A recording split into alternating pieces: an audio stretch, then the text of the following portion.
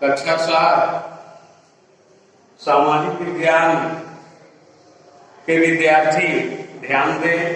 अपने निर्धारित विषय वस्तु के अंतर्गत विषय सामाजिक विज्ञान के अंतर्गत जो हमारा अगला पाठ के रूप में आ रहा है वो है तापमान। अगला पाठ जिस क्रम से अपन विषय वस्तु विषय सूची पाठ के अंदर चल रहे हैं, तो अगला पाठ है पाठ 9 तापमान, टेम्परेचर।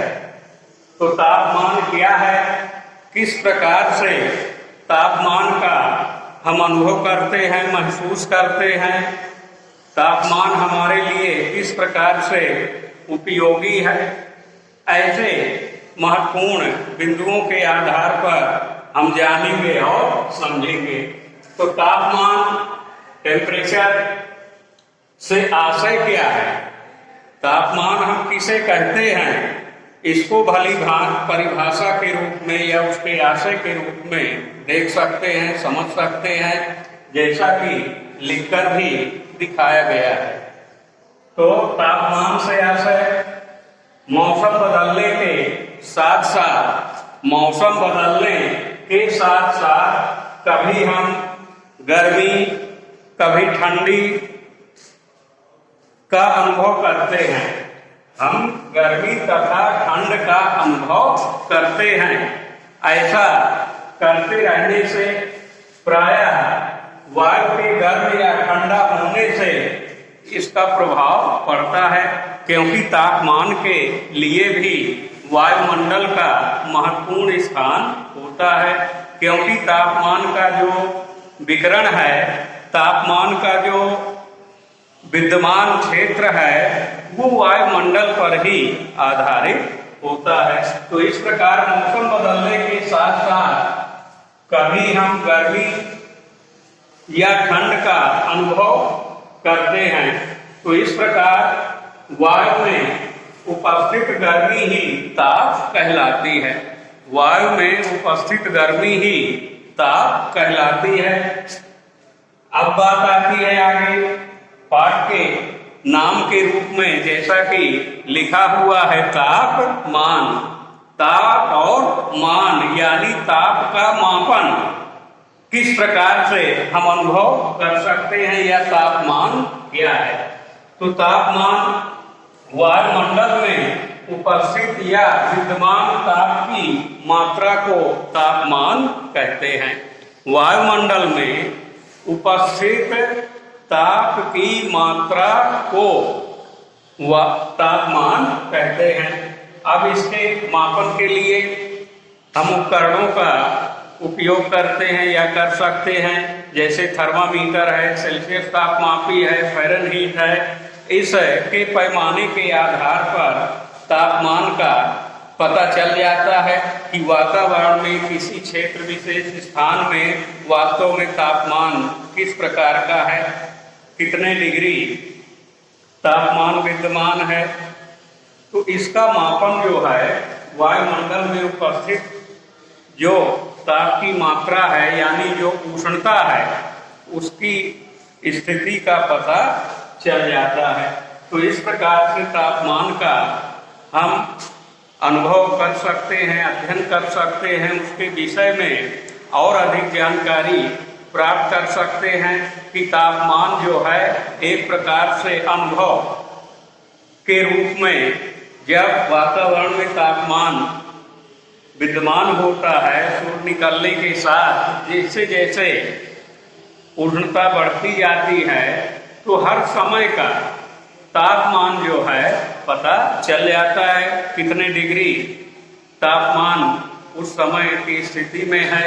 इसको सेल्सियस तापमापी थर्मामीटर या फ़ारेनहीट पैमाने या उपकरण के साथ जो है हम ज्ञात कर सकते हैं। इसके लिए सेल्सियस तापमापी के अंदर डिग्री सेल्सियस तापमापी के अंदर तापमापी यंत्र जो है सेल्सियस को यदि लें, सेल्सियस तापमापी, तो इसमें जो है डिग्री सेंटीग्रेड के रूप में मापा जाता है। तो इससे पता चल जाता है कि उस समय जिस समय हम तापमान का मापन कर रहे हैं उस समय तापमान क्या है। तो हर समय में अलग अलग ढंग से तापमान का मापन कर सकते हैं। यदि प्रातः तापमान ले रहे हैं और इसके बाद शाम को उसका पुनः मापन कर रहे हैं तो उसमें जो अंतर आता है, तो तापमान जो है एक न्यूनतम और अधिकतम, तो अधिकतम और न्यूनतम तापमान के अंतर को तापांतर भी कहते हैं। यानी बीच का जो अंतर होगा अधिक और कम तापमान का, वही तापांतर होता है। तो इस प्रकार जो है मौसम की उपस्थिति, उष्णता आदि के आधार पर तापमान को हम जान सकते हैं, समझ सकते हैं, अनुभव कर सकते हैं।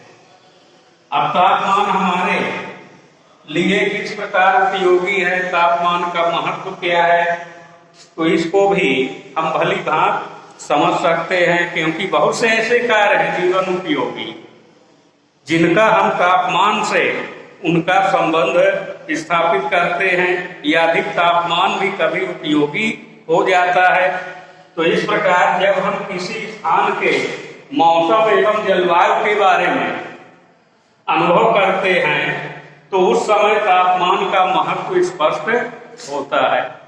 और ये अलग अलग ढंग से इसका मापन भी किया जाता है, क्योंकि तापमान के साथ साथ वायुदाब, आर्द्रता, बादल और वर्षा जैसी स्थितियां भी निर्मित होती हैं, और इन सब को प्रभावित करने में तापमान की महत्वपूर्ण भूमिका होती है। तापमान के आधार पर ही आर्द्रता, वर्षा और वायुदाब, पवन का वेग आदि जो है निर्धारित होता है। तो इस प्रकार अपने विषय वस्तु पाठ्यक्रम के आधारित संबंधित पाठ तापमान के अंतर्गत आज जो है कुछ परिचयात्मक रूप में कि तापमान क्या है, किस प्रकार से हम इसका अध्ययन अनुभव कर सकते हैं, विधिवत ढंग से, रोचक ढंग से ये जानकारी जो है आप लोगों के सामने प्रस्तुत की गई। आगे इसी प्रकार जो भी पाठ के हेडिंग टॉपिक आगे आएंगे तो क्रमशः उसका अध्ययन करेंगे, जानेंगे, समझेंगे।